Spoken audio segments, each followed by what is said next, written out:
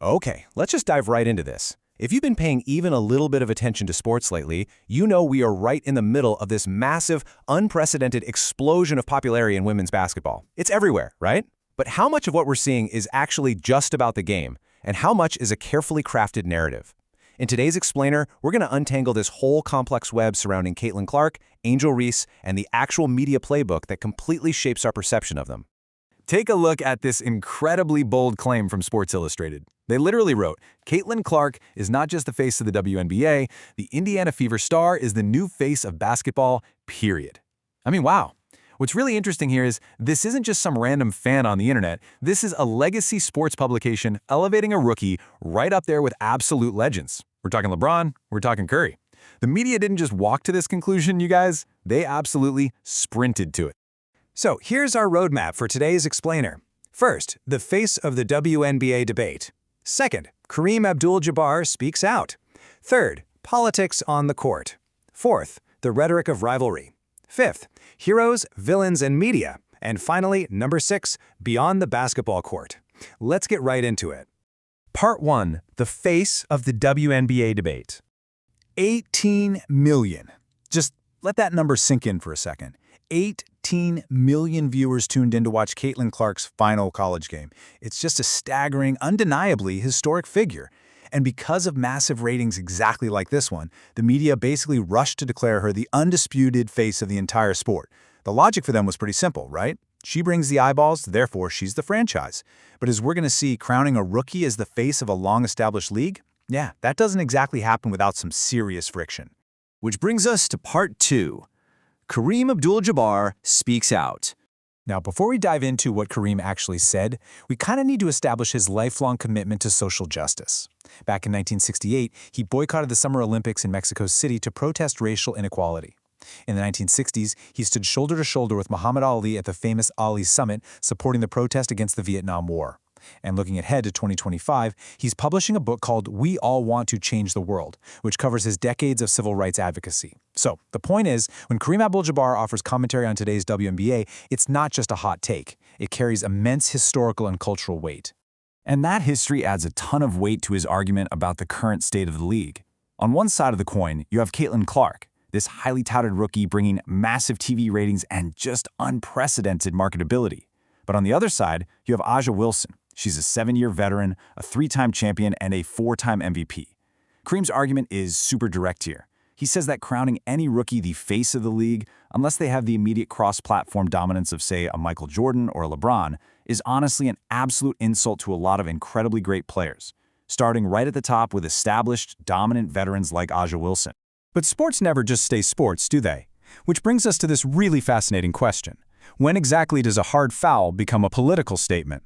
This is our natural pivot point, stepping right off the physical basketball court and straight into the political arena. Part 3, politics on the court.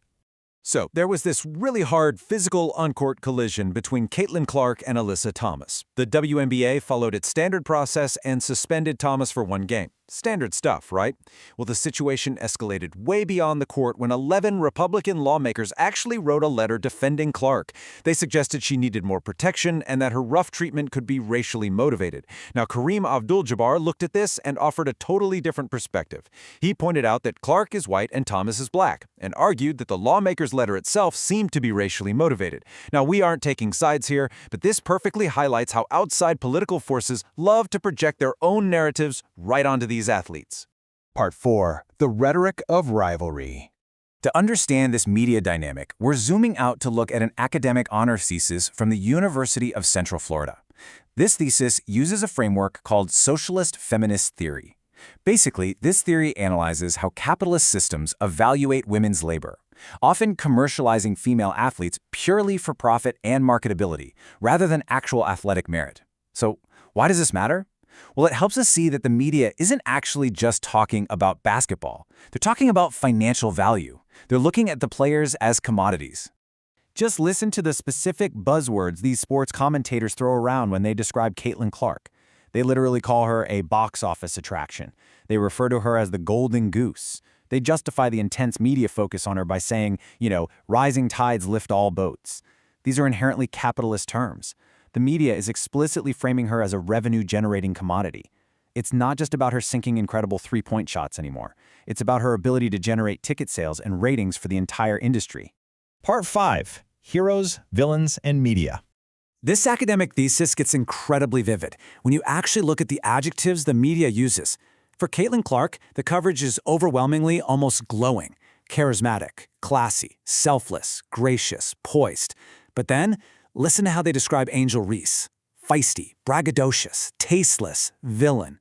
The UCF thesis points out that this aggressive, emotional language is being systematically used to marginalize Reese.